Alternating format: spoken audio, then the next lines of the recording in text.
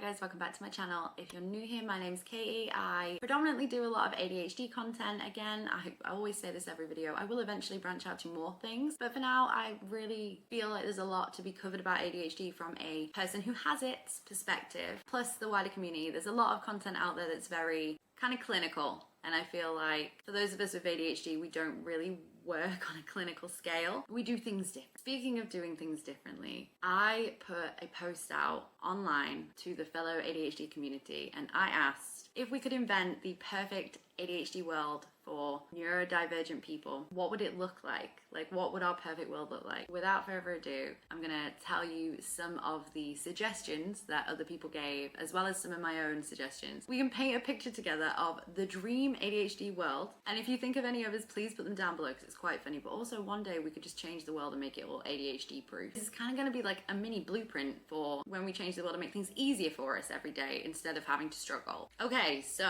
I am reading from my laptop. If you see my eyes go down, that's what it is, because I cannot memorize these. There's some with quite a lot of paragraphs, so let's just get into it. Places in every community where ADHD members can swap their unfinished new dopamine hobbies. This would be perfect. This would be like my favorite thing. I would save so much money. Imagine if you could just go to a community center and go, I'm suddenly really into knitting this week, and then you've got a lovely person over on the side that's like, oh, well, I've just got sick of knitting and I bought the entire pack. Here you go, enjoy knitting. And then you could like swap different hyper focuses, but also if you're feeling a little bit like lack of hyper focus or lack of creativity, you could go to these community centers and be like, oh my god, I want to learn how to do this, this, and this. It would be perfect, and I think it would be free. It should be free. The whole point is that we already spend an absolute ton of money buying into these hyper focuses. That really you'd only need a couple of people to really start it, and then you'd start building out and out and out, and then we'd have a whole library of hyper focus hobbies for us to try. There was schedule, message,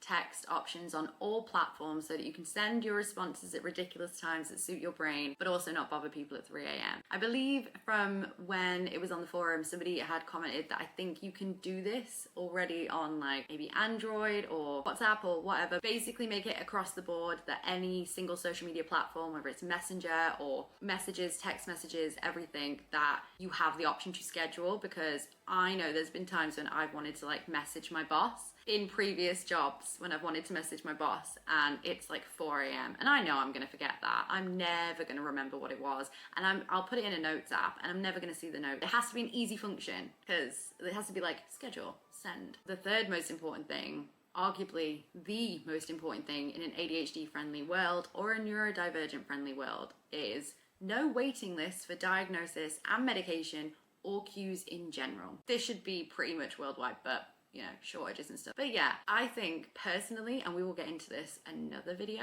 if you want to hear my rant about this, please comment below. The whole process for getting diagnosed with ADHD is the least ADHD friendly thing I've ever done in my life. It's built up to fail. There's about 100 different things that you have to do, complete, chase up, wait for, write out, and no one's there reminding. And honestly, it is the least ADHD thing I have ever done, which is so ironic that it is the process you need to officially diagnose you with ADHD. I don't know whether or not there's a secret hack in that if it takes you ages to reply, that they're like, yep, top of the queue, you got ADHD, of course you have. But yeah, there should be no waiting lists, and it definitely should not be a queue for you to get help and advice, and in my case, medication. In my case especially, I do really enjoy taking my medication. Happily lived a life without it too. You don't need medication. Live an ADHD friendly life or a happy life, but I like it, and it would have been so good if there had not been 8-month waiting list. No, well, at first there was a 3-month waiting list. Then that was all the Zagerton drama, which again, if you want to hear all about my first medication drama and why I decided to not take that anymore, leave a comment and I'll make a video of it when I next get the filming setup ready. That was a whole process, and then I had to go back on a waiting list. Even though I had been officially diagnosed by an ADHD specialist doctor,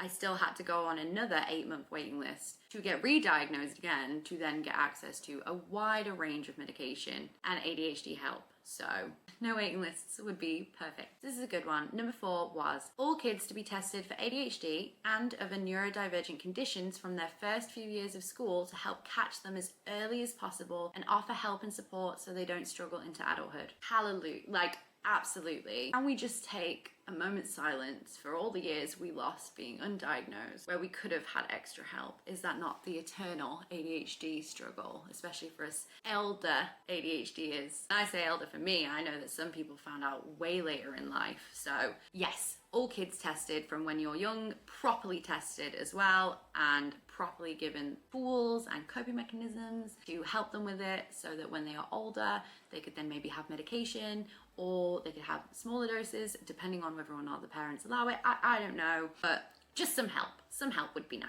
So fifth one was the ability to automate absolutely anything that is boring for you at all, including bills, and have a service that would handle all of those for you. I think I'd never miss a payment or accidentally pay for a gym membership for a year ever again if I had something like that. There's something about like monotonous jobs of having to do real adult stuff that for some reason my brain just goes, nope, not today, we're not doing it. I'm already forgetting the numbers and they're on here. So number six is actually one of my favorites, and it kind of does exist in the world right now, but this should be across the board. So this is the perfect ADHD world and everyone can do it. So flexible work schedules with time logging options instead of set hours on the job. 9 hours per day in a 24-hour period. You work those 9 hours whenever you want, and not even a solid block of 9 hours. I'm talking like you want to jump on at 1 o'clock in the morning for 2 hours because you're feeling really productive. You do that, log it, there's a way to log it. You log off at 2, go to bed, wake up at 10 o'clock in the morning, do 3 hours, then at 1 o'clock you go and have lunch with your friends or do your laundry, whatever you want to do, and then you jump on for the rest of the evening when you are your most productive. How good would it be if you could just actually utilize the moments that you genuinely are really productive and just work that way? Because I know for a fact, sorry if anyone I've ever worked with is watching this video, but I am not productive from 9 till 5. I'm not productive the whole time. I probably chat my way through most of it, everybody else to be really productive, and then all of my stuff ends up needing to be done and completed even further on past my working day in the evening, because I've been so distracted or I've hyper focused on a certain element that I've ended up actually not even procrastinating. I've just been so distracted and focused on everything else that I haven't actually considered, oh yeah, hold on a minute, I had jobs to do today and they need to be done by this day, and I'm an overachiever, so I'm gonna get them done. So that would be perfect. And then the other section is online secondhand stores with same day delivery. All grocery stores and supermarkets open 24 hours or at least until 3 a.m. I would love a 24-hour system day situation where everything is open at all times. Have you ever just got to that point where it's too late to make food? You don't have the money to buy food, but if you could just pick up something really easy for £2, it would solve everything. But then all your shops close at like, I would so benefit. And I would also really benefit from 24-hour like pharmacies, because I'm in such a rush or I'm so busy in the daytime to actually go and get my tablets or medication or just anything. And I always find myself struggling to like make sure I get there on time, and then I'm stressed. And imagine if you could just go at 2 in the morning and go and pick up your tablets and be like, right, thank you, and then walk off. How easy. Everything should be 24 hours. Everything should be automated. And there should be many more drive-thrus. I don't know why, but I just feel like drive-thrus are really good for me and good for my brain. I would like an eternal world of everything in a drive-thru. For days when my rejection sensitive dysphoria is like through the roof and I just really don't want to talk to anyone because I'm terrified that they're gonna like judge me for asking a basic question when really they're not. How good would it be to just have permanent drive-thrus? Yeah, GPs, hairdressers, this is the next one. GPs, hairdressers, all businesses work on a 24-hour system. You never have to put off or forget to do something because it's not open at the time you remember to do it or feel motivated to do.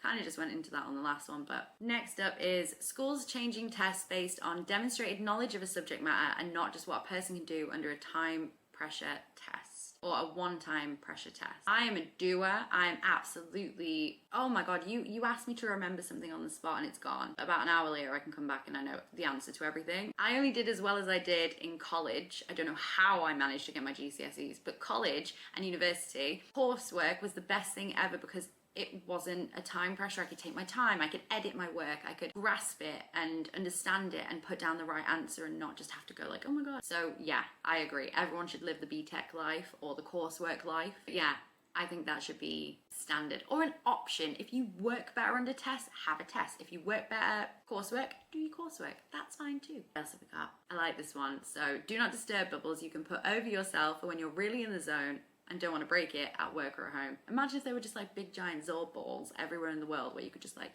slip into it somewhere and be like, don't ruin my flow. Nothing worse than when you're in finally the flow of work and somebody distracts Bless you. I think we've all been there, haven't we? But yeah, I want to do not disturb, but well, can somebody please make that? And then can I be the first to try it out? So the next bit is that every bit of text / story would have easily understandable annotations, so you can just read that and skim it if you want. All magazines, all newspapers, all books themselves, all textbooks for school, everything that has text, annotation, so you can go one or the other. Or I think as well there was another way that you could read text. I can't remember what it was. If anyone remembers what it is, please comment below. It's gonna drive me wild. But it was like a weird way to look at text, and apparently neurodivergent people like really benefited from it and could like read much faster and actually soak it in, and they were like, whoa. Again, if you remember what it is, put it below. I don't remember what it is. I remember seeing it. See, ADHD on the spot. If that was a test, I would have failed. I would have failed the test. But if I get to go away, ask my friends, do the coursework, do the research, I would know the answer to that. I might put the answer in, but I might not also research it. So another one would be that around about the school system, again, I feel like there's quite a lot that us ADHDers have to say about the current schooling system and the learning system. And again, we can do a whole video on that if you want to. And it kind of does actually fit. There was those three styles and there was like kinetic. I don't remember those three either, but there was like, everybody has this specific style, whether you learn from doing, learn from reading, learn from, so it's kind of like that, but different. So the school system would be based on fun-based learning to make things stick in rather than just be tested on. So like, why keep testing? Why not just occasionally do a game and be like, they remembered it. They remembered how to play Snap. Clearly they got that. Do you ever remember, I don't know, these are for the ones of you that watched Hannah Montana. She did the bone dance and it was about learning the tibia, the fibia and everything and all the different bones in the body. I remember that whole song, so I know loads about bones. Couldn't tell you any other science lessons I did about anything, but I can tell you the Hannah Montana bone dance song, and I can also tell you all the planets in alignment from the sun thanks to Drake and Josh with the song that they sing when they're on that competition. It's like, saw Mercury, saw Venus. I can do all of that. That should be a learning style. Why aren't people making courses based on things like this? Why aren't important bits of information being delivered in so many different ways? In fact, I might do it. I might just create a new school system where it's just songs and silliness, but it works. It goes in your head. Next is calm down stalls in all major public buildings for when people are overstimulated. Oh, I definitely get overstimulated when there's way too much noise. That 100%, that is a perfect world for me. Just calm zones and nice little like sensory tanks or little sensory rooms, more sensory rooms in general to cater for different sensory needs. Like sometimes people just need sound to just sometimes people just really need to stroke like a beautiful rug from IKEA. I am one of those people. Imagine if I could go into a beautiful sensory room where I just stroked a lovely rug from IKEA that had a really good feel to it, not the scratchy ones, like the really soft one. My day would be better. I would immediately be able to focus my brain and be okay. I had an IKEA rug room. I need to make it happen. Giant houses with separate workstations to house all different hobbies so that I don't need to do any setup when I have the impulse to work on them. All this would be good. Of my hobbies, I would continue to do often, including making videos like this. If I just had everything set up and I didn't have to do this whole setup and then get the laptop out, then get the little bits to get recording off of the like off the SD card to plug it into the MacBook, like the amount I would get done if everything was already set up, and the amount of hobbies I'd probably stick to as well if it was all set up. It's not even worth thinking what I would have achieved at that point. So a big giant house with a room dedicated for each hobby would be, I think maybe like five rooms dedicated to 5 different hobbies. You can swap out with your community center when you're fed up with that hobby. Genius. We all need big houses. We're going to petition for big houses in the new ADHD world. Next up is work whenever you want, take vacation whenever you want, and get paid for the hours you do on your own terms. There's another one underneath that I'm going to partner with this, which is paid based on tasks completed rather than time spent. So that some days you could get more money based on working all day on like 1,000 tasks. And then others you could slow down a bit like Uber or like a taxi service, where if you want to work all day and drive all day and take multiple jobs, you know what you're earning there and you have the scope to do it because people always need rides in their taxis. So you can essentially do that for yourself. I think that would be so handy if every single job had like that kind of business model where it wasn't hourly, it was based on jobs. I don't know how it would work, but in an ADHD friendly world it would, and we would all be able to get paid for what we put in. So you could work really hard for 2 days when you feel super focused and make so much money, and then for 3 days when you're having a little bit of a stimulation breakdown, you could just hole away for 3 days and mentally feel through that and enjoy, or even just take some time out to go and spend time with your family or spend time with people you love, or practice the hobby that you've just invested loads of money in as well. It would be so much more beneficial if the world worked like that. One day I'm going to build a company where that's how everyone works. I'm going to do it. I'm going to work it out. I know how, but you're all welcome to join if I ever do. So another one that was suggested was a set of head-up display glasses for daily wear that would provide a continuously updated readout of tasks you need to do that day and the timelines they need to be done by. So I imagine this is where Apple glasses are probably gonna come into it. But you know what? Even if they weren't like high tech, they were just really easy to wear glasses, or a little like thing that you can just put here and then you've got all your information up. Hey, don't forget to do this today, don't forget to do this. Or even if you could have like, I don't know, a tattoo that changed every day with everything you need to do on your arm. I would like that. Be completely customizable per user with countdown times, health reminders, birthdays, like the video game menu things that they have. Kind of like on Fortnite with your loadout. Instead of your loadout, it's Nan's birthday, don't forget. Don't forget to get bread because you ate all of it and now no one's got bread, etc. Or pick up your tablets because they're ready to be picked up. Oh, this one. This is an essential. This one is definitely needed for an ADHD-friendly world. So, dopamine machines, where you can step in and get a quick boost of dopamine, where it flashes you like a camera photo booth, but suddenly your dopamine is boosted to the full working order if you're flagging a little bit. How good would that be? I mean, to be fair, I kind of have one of those, and that's Monster Energy, which is not good for you, but if you hear me, you're my dopamine machine. Feel free to send me a Monster fridge, I'm okay with it. Yeah, if you could just walk in like a photo booth, quick shot, dopamine, go about the rest of your day, function, feel great. Like the equivalent of people having like ginger shot. Can't have a ginger shot though. Very intolerant to ginger. You didn't need to know that, but I'm an oversharer. My ADHD makes me overshare, so you're welcome. And then finally, the last suggestion on here was laundry rooms in homes would be very large where you can have clean clothes and a changing cubicle with even a shower. That way you could go into the laundry and change everything so it'd all be in one room and you'd never have to have them anywhere else ever again. I actually would love that. I think I would be so much more productive if I had everything in one place. In fact, my goal in life is just to have everything in one place. I feel like the days that I can make that happen and build my own ADHD-friendly house.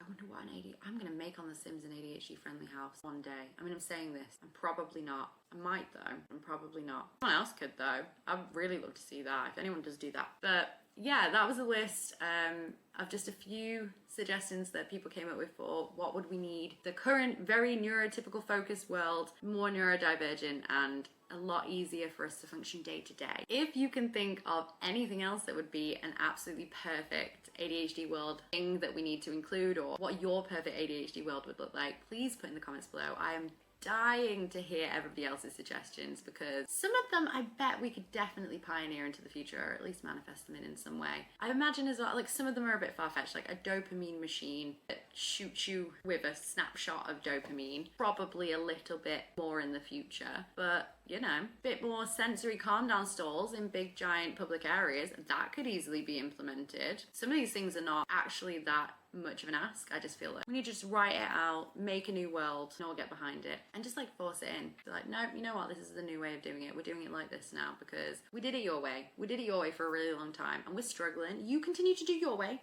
That's fine. We're just gonna do it our way and this is our world now. If you like this video, please don't forget to comment below or like, and especially subscribe if you like ADHD content. My aim is to get a lot more out to you. I say this every time. I'm making no promises anymore to you. I put weekly videos to try and shame myself into making weekly videos and then I didn't do it and now I feel guilty about it. But I promise that I'm definitely gonna be trying to make more of an effort to post regular content, or at least schedule in advance so it feels like you have regular content, even if I'm not actually filming. I respond back to every single person who comments on my videos. I'm always really grateful that you even took the time to watch this in the first place, and I hope that it, I don't know, made you like your diagnosis a little bit more, or made you have a laugh and remember that you're not alone and there's a lot more fun things online to discover about ADHD. Sometimes the world just wasn't built for us, but we can dream about things like this. Thank you one more time for watching this, and I'll see you in the next video.